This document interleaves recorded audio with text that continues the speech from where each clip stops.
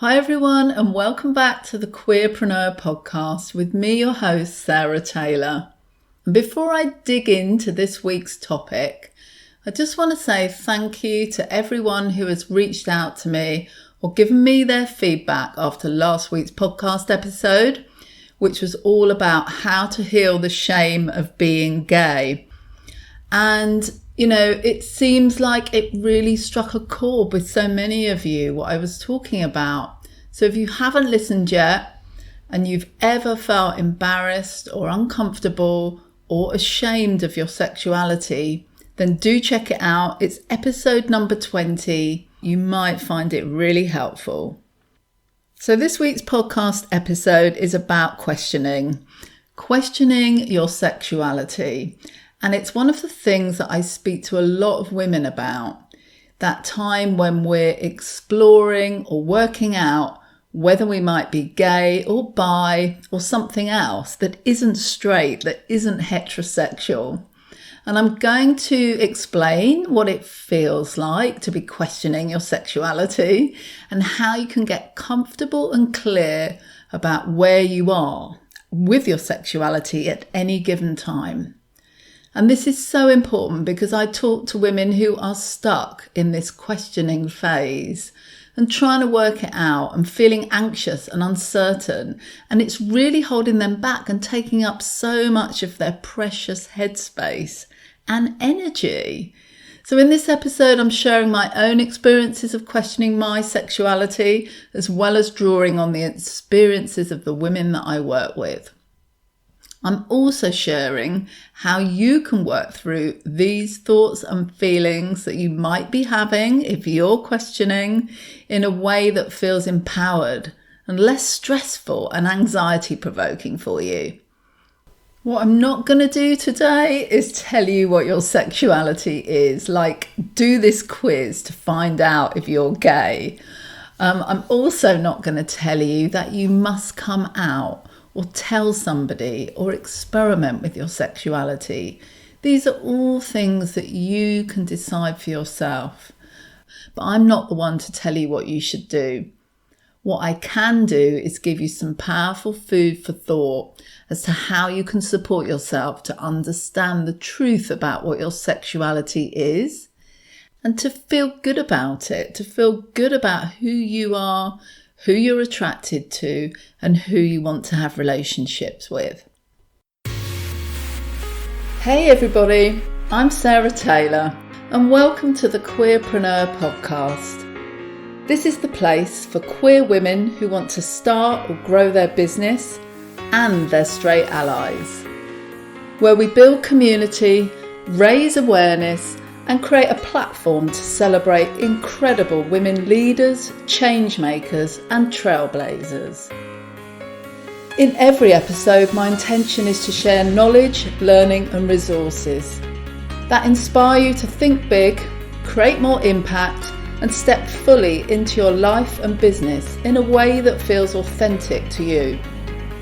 So if you're ready to take action towards creating a more equal world for everyone, then let's get started. Did you know that there's a coming out process? Well, there is. And questioning, not surprisingly, is right at the very beginning. And of course, when we look at this stuff, many women might ponder what it would be like to be in a relationship with another woman. They might think about it. They might wonder what it's like to be with a woman romantically or sexually or intimately, and never take it any further than that.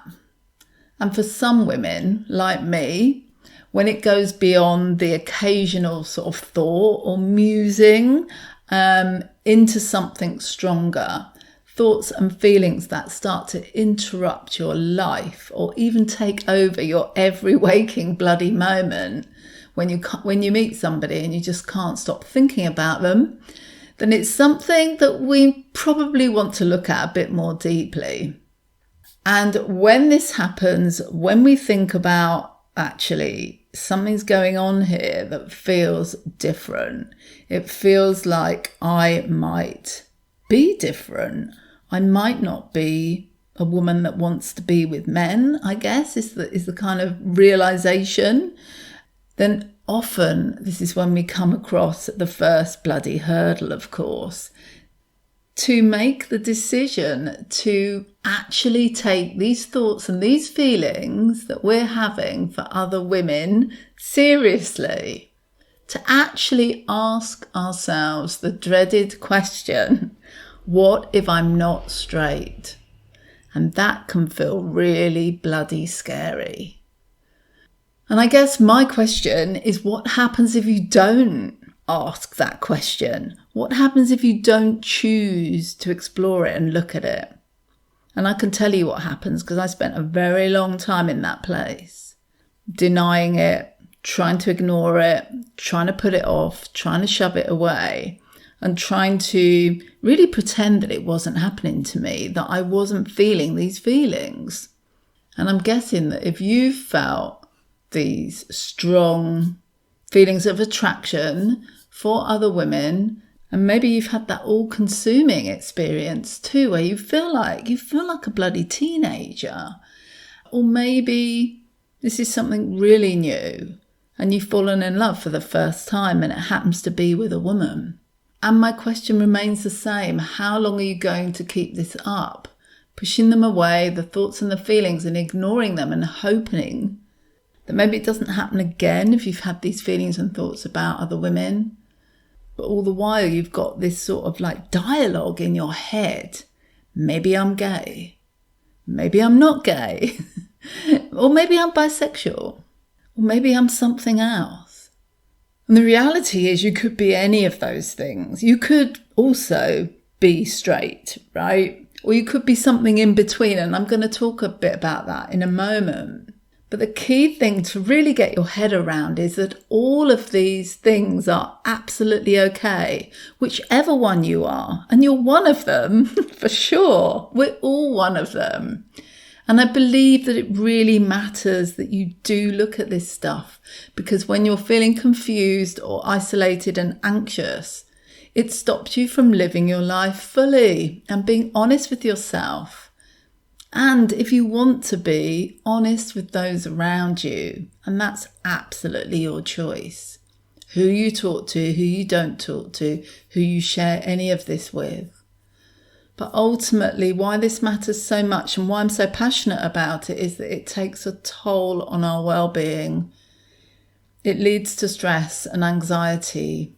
And from my own experience, it makes me really sad when I look back at all of the time that I spent feeling so lost and alone and confused and bad about myself, bad about all these thoughts that I was having, guilty and shameful and wrong, for having these thoughts and these feelings, which I've talked about in other podcast episodes and when I write, and it's I just really, really want to do all that I can to help other women that are struggling with this, because this is natural. It's natural for us to feel whatever we feel for whoever we want to feel it. It's all equal.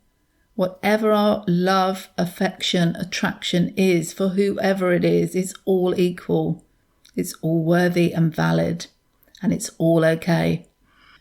Right, so when we question our sexuality, I think it can be one of the most difficult times for us. And I wanted to just highlight some of the things that you might experience if it's something you're going through at the moment, or you might recognise if it's something that you've experienced in the past. The reason that I say I think it's one of the most difficult times is because the reality is that we're not only questioning our sexuality, often we're questioning our whole freaking life, right? We might be in relationships with men. So straight heterosexual relationships with a man that we love or a man that we once loved.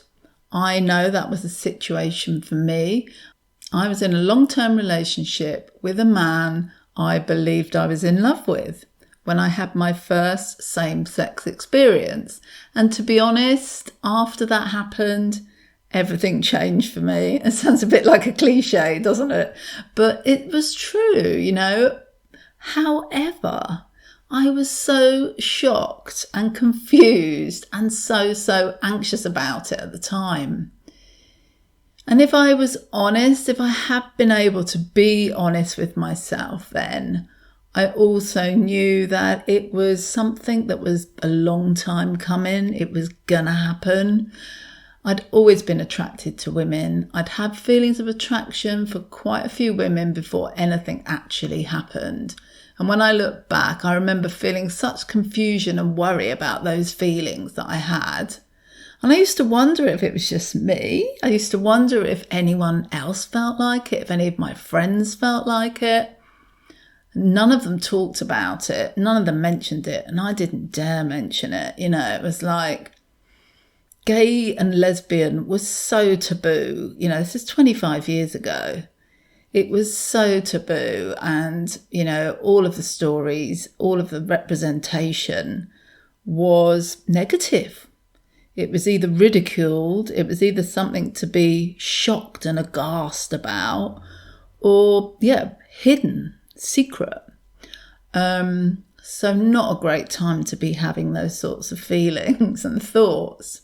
So what did I do? I just joined in. I talked about men, I dated men, and all the while I just didn't really dig it, if you know what I mean. I went out with some lovely guys, but I only ever had one sexual relationship.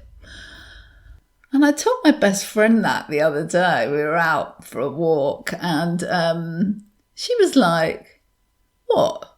You didn't sleep with him or him? Oh, he was lovely. What about him?" And I was like, "No."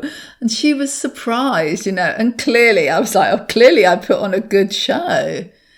And really that's what it feels like, isn't it? Putting on an act of some sort. And that can never be right, can it? Not in my book anyway. So even though it was hard, feeling attracted to women and having really strong feelings for some of them, I was still in denial. I was telling myself it was nothing, that it was probably normal. So I really didn't face it. I really didn't face it myself. And I guess it was still somehow locked in my subconscious until the night that it all came out in pretty grand style at a party when I got very drunk and I spent the night with a woman. And I've written about this, and there was no denying it to myself after that. I had to deny it to lots of other people, though, who were asking me questions about where I'd disappeared to, what I was doing, all this kind of stuff. And it was so stressful. But really, that was just the beginning. That was when the true questioning started. And I was kind of pushed into that. I was kind of forced into seeing the truth of myself. And with it, greater feelings of confusion and isolation and fear, to be honest. I wasn't sure if I could trust anyone to talk to them about it. I didn't even really know what it was that I was grappling with, because I was still asking myself if I was really gay. I didn't want to be gay. I didn't want to be a lesbian. Like I said, this is 25 years ago. And things were very different in many ways back then. But the desire to ignore these feelings or push them away is still the same for so many women today, right now, all across the world. And so I carried this constant anxiety around with me, the tightness in my chest, the swirling and the butterflies in my belly, and the constant feeling like I was going to get found out, especially after my debaucherous night spent at another woman's house. I mean, I can laugh about it now, but believe you me, I was terrified of someone finding out. I lived in a small place. It was a long time ago. And I couldn't cope. I couldn't cope with the thought that people might find out about what I'd done. It felt like this terrible dark secret for quite a long time, actually. And that was the beginning, that was the beginning of my questioning, my coming out to myself. And a hell of a lot has happened since. And I know that many of you listening might be in a relationship with a man right now. You might be married, you might have children, and the consequences of being gay might be just too much to get your head around. It might just be, well, what if I am? What on earth does that mean for not just for me, but for my whole life and everybody in it? And what I want to say to you is, if you're listening, if you're here, you know, you're listening to this podcast, you're choosing to listen to this podcast, I know you've already started to look at it. You've already started to question. So you are already questioning. And it might feel really daunting and like, what the fuck am I going to do if I am gay, or if I'm bisexual, or if I want to be with other women? However, I really do believe that being able to look at this, being able to acknowledge and accept where you're at, honestly, to yourself, to get clear on that, is such a empowering thing to do. It's such a brave thing to do, yes, but also, you know, no one else needs to be involved. You're doing this for you. You're taking that first step to get clear on where you're at with this, to get that clarity, to clear the fog, to decide what you want to do next.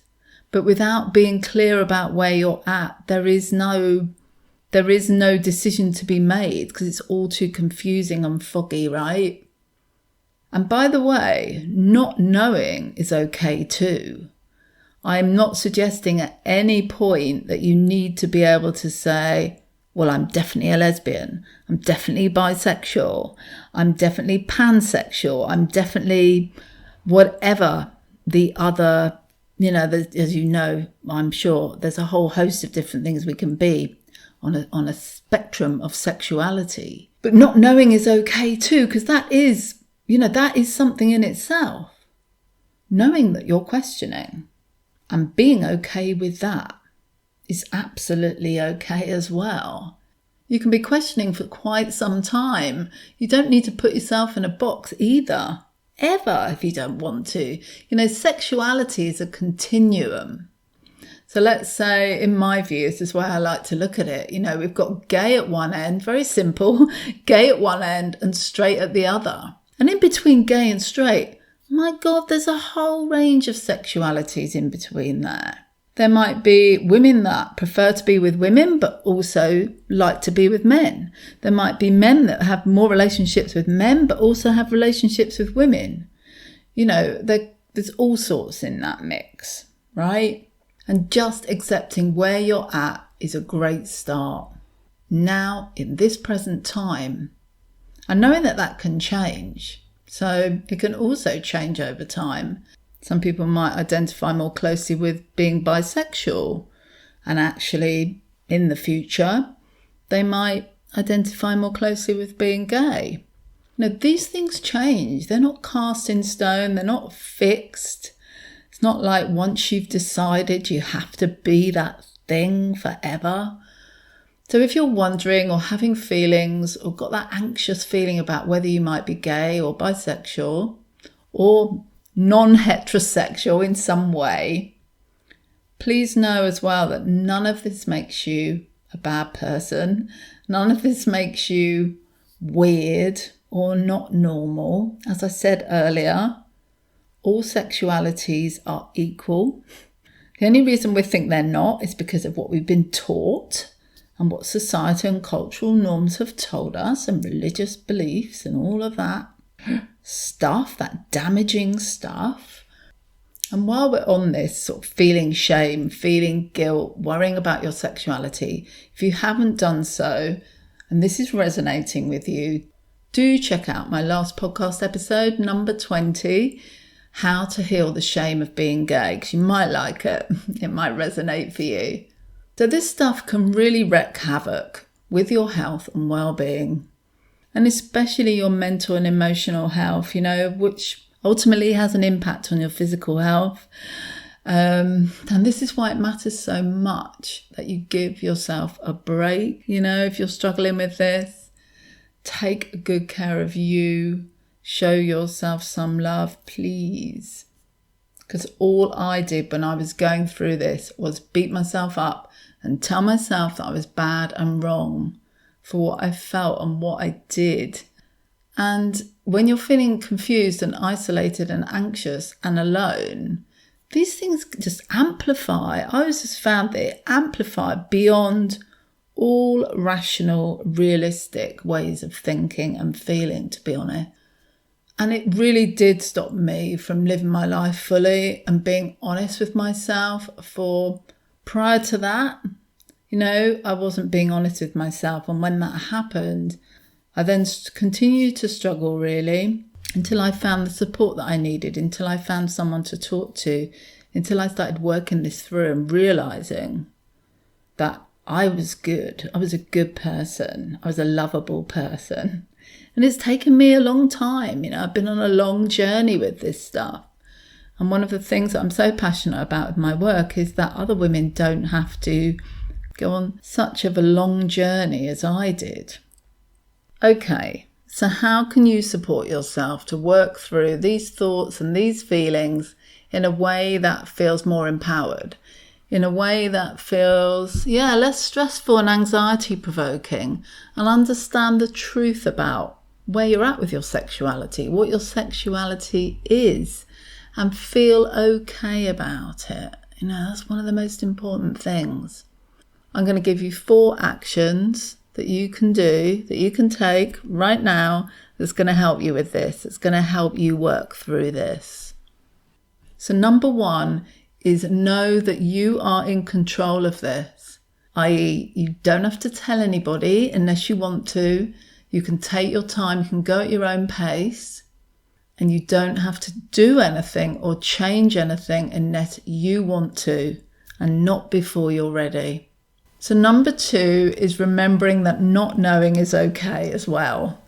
Not knowing, i.e. questioning, is actually recognised within the Q of LGBTQ. So sometimes people will refer to that Q as queer, and sometimes they'll refer it to as questioning, and sometimes they'll refer to it as queer or questioning. So what that demonstrates is that there are a lot of people in the questioning camp, if you like. People that are unsure, people that are exploring, people that might be, might have identified in a different way and now they're not sure if they still identify that way. What really matters is that you're unique and you can question your sexuality. It is allowed. There are no rules. And like I said earlier, some people might be gay for a while and then in the future realise that they're actually bisexual, or vice versa. We're also allowed to change our sexuality. And for some people, it really is very fluid, their sexual orientation. Which takes me to number 3, which is you don't have to put yourself in a box. Sexuality is a continuum, right? In my view, I don't know if you agree with me, feel free to disagree, but I believe it's a continuum. And you don't have to put yourself in one particular box, ever. You might feel like you want to, you might feel more comfortable with that and identifying as a particular sexual orientation, but you don't have to. And number 4 is always show yourself lots of self-compassion and please prioritise your own well-being. This can be really unsettling and scary, when we start to question our sexuality, especially if we've spent a lot of our life as heterosexual, believing that we're heterosexual or being heterosexual.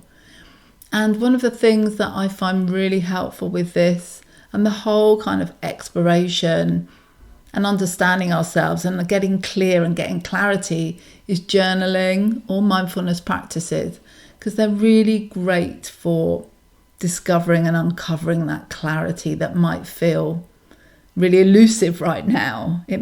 Everything just might feel foggy and confusing. And so to wrap up today's episode, If you're wondering about whether you're really straight, or if you've fallen in love with your best friend and you're feeling really confused and isolated and questioning your sexuality, questioning everything, the best advice I can give you is be willing to get to know yourself. Allow yourself to question and wonder and ponder and discover and explore your sexuality. And know that that's okay, I guess. Help yourself to feel safe to do that. And if you're in this place, this questioning place right now, I get it because I have been there and I have experienced it. So please don't struggle alone. Please know that you can contact me anytime if you want someone to listen or point you to a book or a podcast or a website or a blog or another resource that could really help you feel less alone and help you get that clarity you're looking for. Do get in touch with me. And I'd love to help you move forward with more clarity and less confusion. And I really hope that today's episode has given you some food for thought and some valuable insight and ideas about how you can support yourself to work through this and to come out the other side, because you will. I promise you will.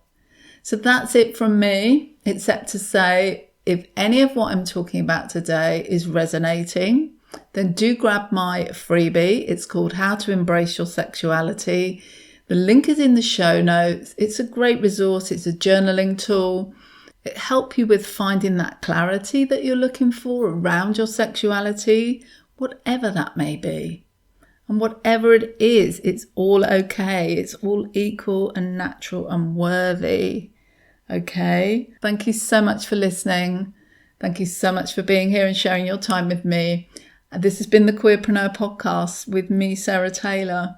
And until next week, take really good care of yourself and I'll catch you next time.